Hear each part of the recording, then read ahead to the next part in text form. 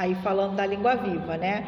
Então, a maior prova disso são as reformas ortográficas, né? Aquilo que se escrevia antes não é a mesma maneira que a gente escreve hoje em dia. A gente viu aí o exemplo do trema, o exemplo do acento agudo na vogal aberta. Não existe mais essa maneira de escrever. Eu mostrei para vocês que ovo antigamente se escrevia com acento circunflexo, lembra? Então, gente, se a língua é viva, ela está sempre em mudança, tá? E a língua, né, a gente utiliza em diversas maneiras de linguagem, né?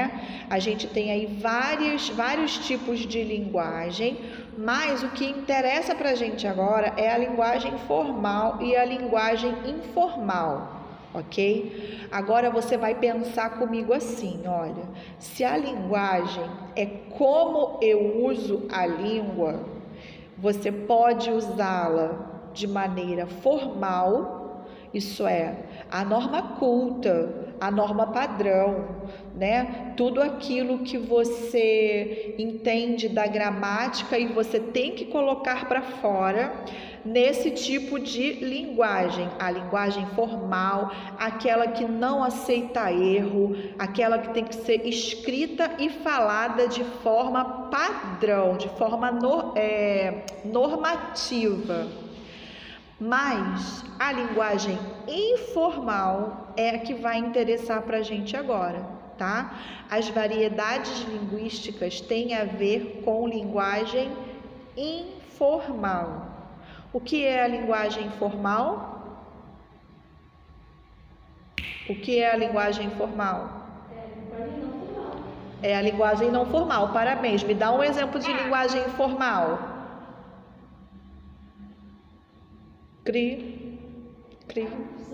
As gírias que a gente utiliza, não é isso?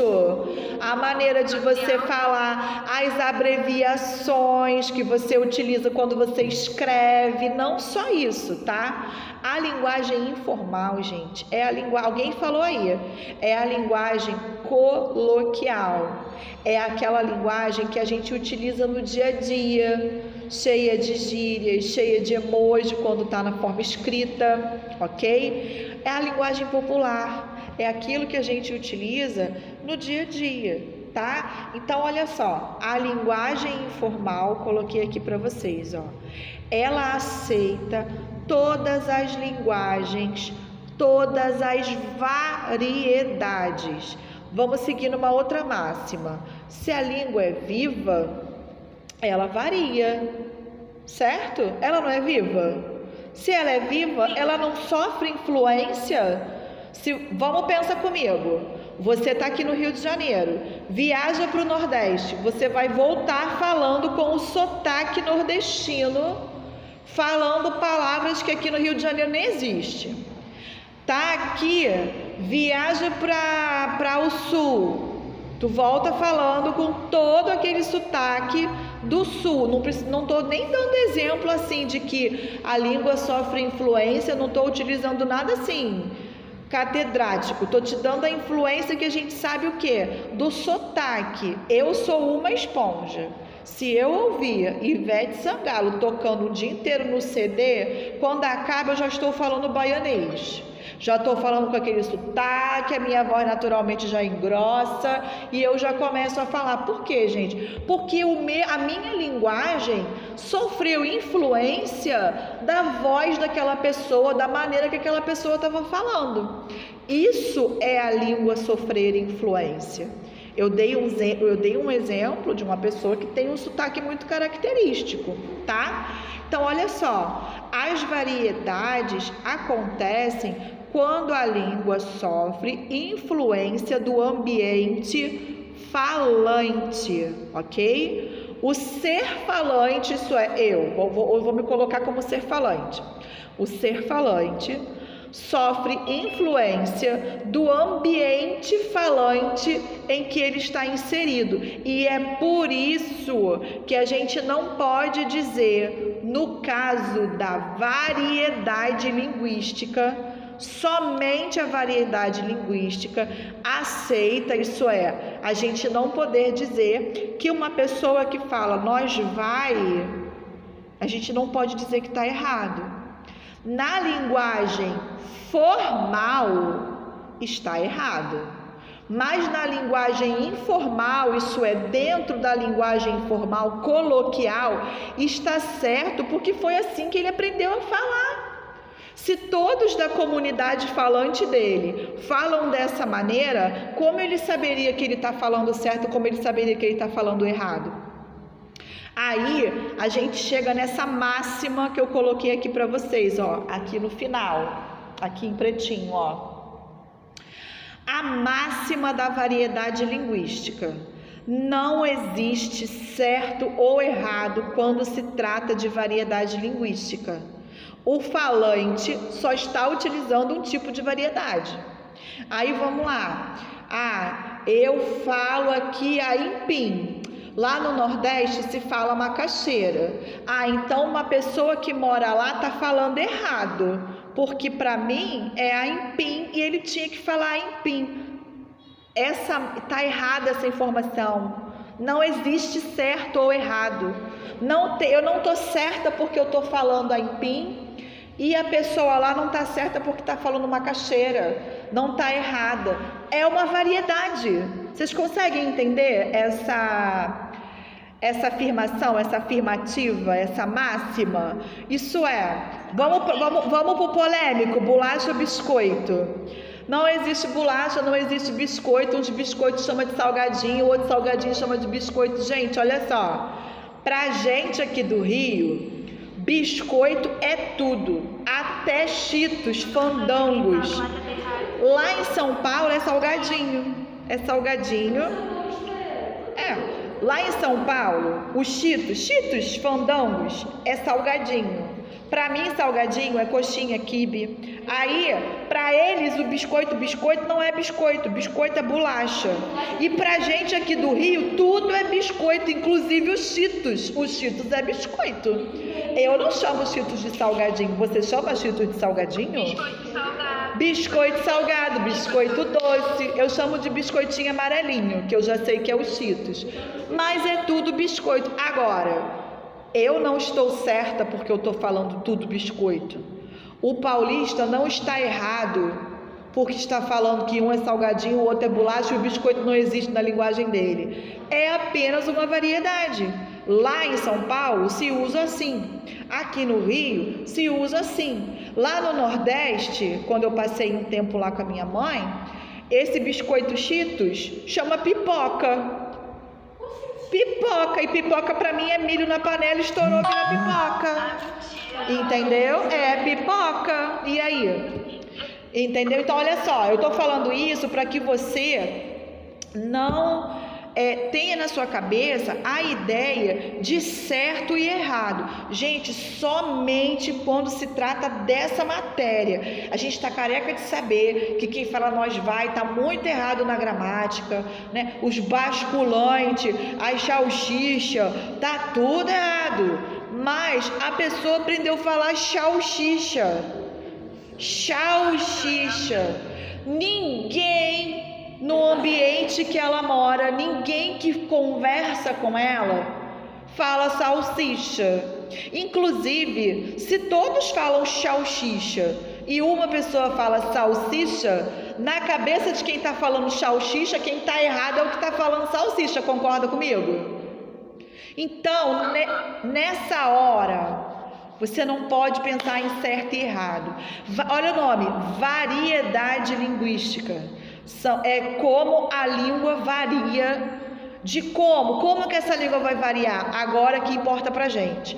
Essa língua vai variar de acordo com o tempo, isso é, o português que se falava antes, não é o português, eu mostrei para vocês o vós mercê, vossa mercê, e também, gente, de acordo com a idade, vocês jovens falam de maneira diferente da gente mais velhos, certo? Vocês têm as palavras de vocês, vocês têm as gírias de vocês, que a gente que é mais... Eu tento falar com vocês na linguagem de vocês, mas por mais que eu tente, eu nunca vou conseguir falar do jeito que vocês falam.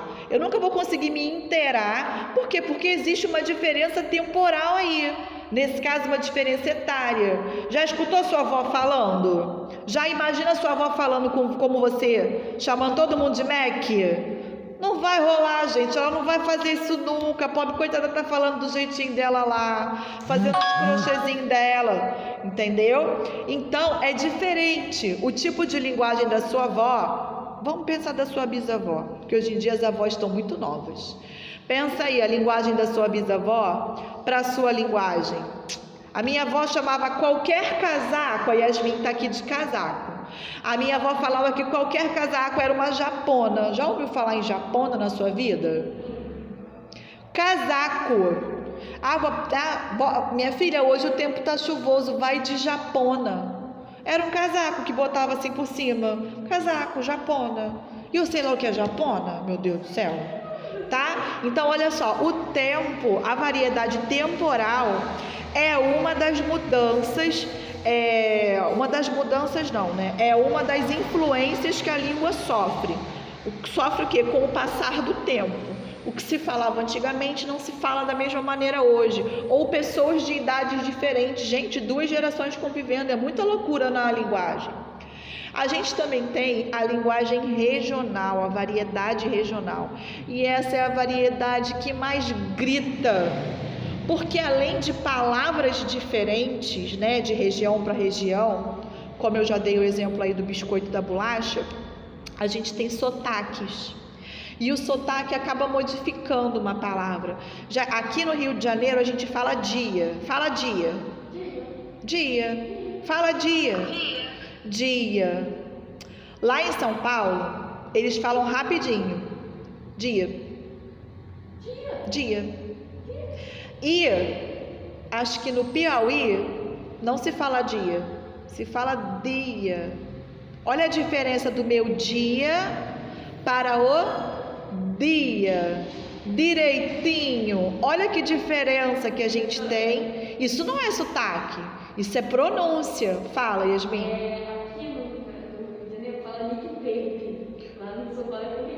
Corretivo, lick paper, branquinho. Já ouvi de tudo. Então, olha só, relacionado ao sotaque. Aqui, o carioca, ele tem mania de prolongar a vogal. Dia. Frio. Nossa, hoje o tempo tá frio. Fala em São Paulo. O tempo tá frio.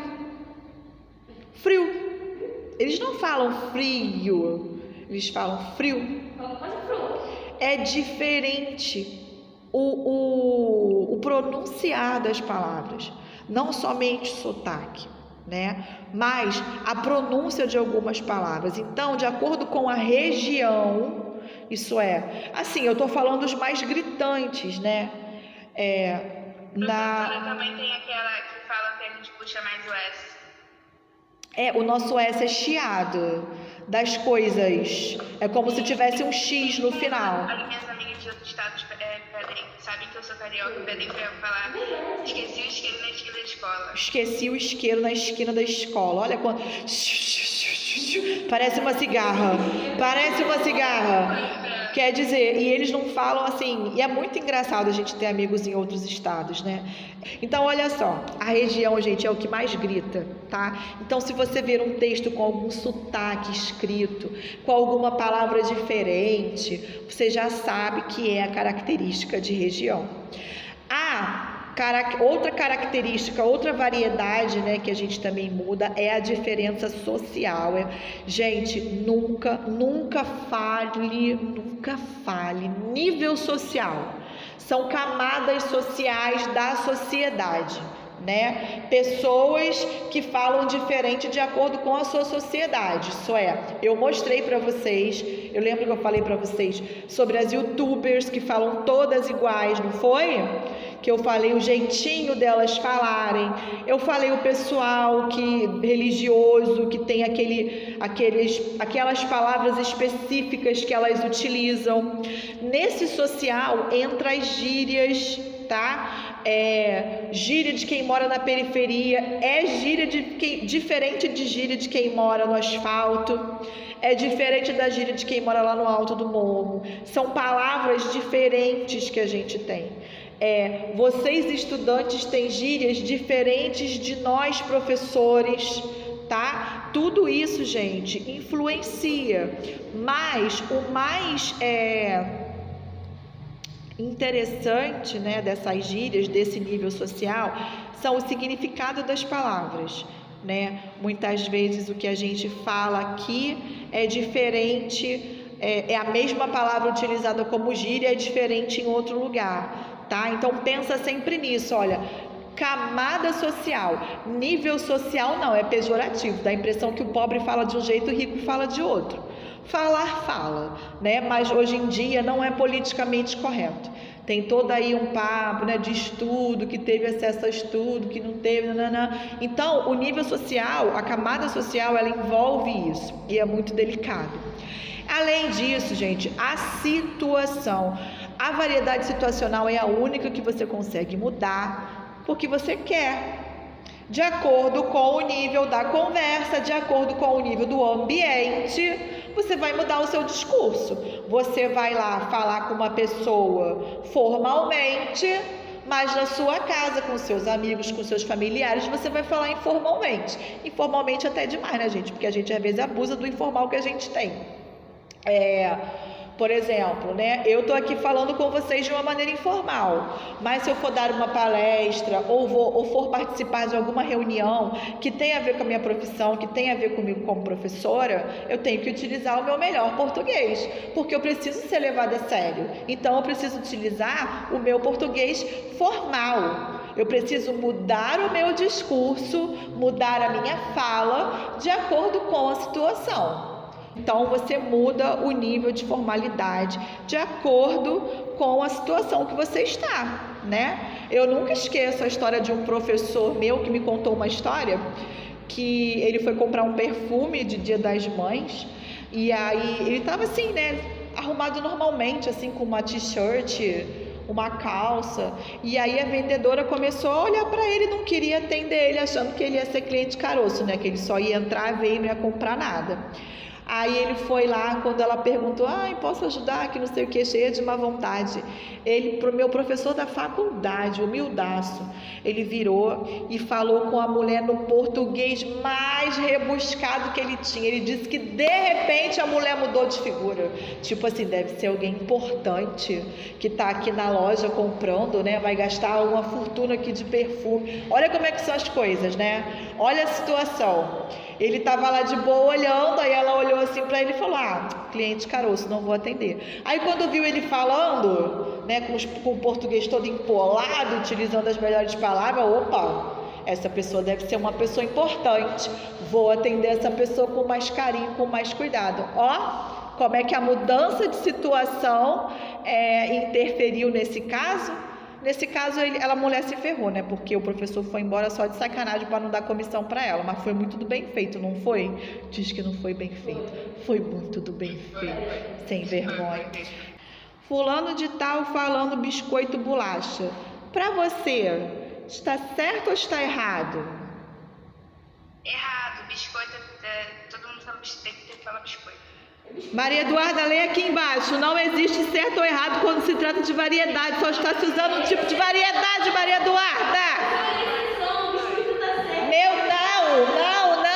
Não, gente. Quando se fala de variedade, não tem certo ou errado.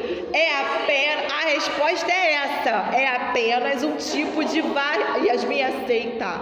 É apenas um tipo de variedade. A pessoa falando biscoito, a pessoa falando oxente, ou falando tchê, não tem certo, não tem, ou caraca do carioca, não tem certo e não tem errado. O carioca tá falando de um jeito, o gaúcho tá falando de outro, o baiano tá falando de outro, porque são tipos de... Fala, criatura. Professora, bolacha não existe, professora. Caraca, é a maneira do paulista falar biscoito, mano. Aceita. Tá errado pra gente que é carioca, mas não tá errado, não pode estar errado, cara. Segundo a variedade linguística, não está errado. Aí agora a gente vai pro lado da implicância. Segundo a variedade linguística, não está errado. É apenas a língua que sofreu influência da região, que algum idiota alguma vez chamou o biscoito de bolacha e todo mundo chama o biscoito de bolacha, entendeu? Um dia, num passado muito distante, as pessoas falavam bolacha. E aí foi seguindo, foi influenciado. Olha o exemplo típico de variedade linguística, um exemplo vivo de variedade linguística, que chama o biscoito, que está escrito no pacotinho, biscoito salgado, biscoito recheado. O cara fala bolacha, cara. Mas eu também tenho uma ressalva. No pacote de fandangos tá escrito salgadinho de milho, e a gente não fala salgadinho, a gente fala biscoito. Ah lá, é a mesma coisa, não é? Professora, é outro 500. Ué, olha pra cá, no pacote tá escrito salgadinho de milho, e a gente chama o salgadinho de milho de biscoito. Não tá escrito biscoito, tá escrito salgadinho de milho. Não, então, para eles lá, o biscoito é mais caracterizado como bolacha. Vou perder o amor dos meus alunos.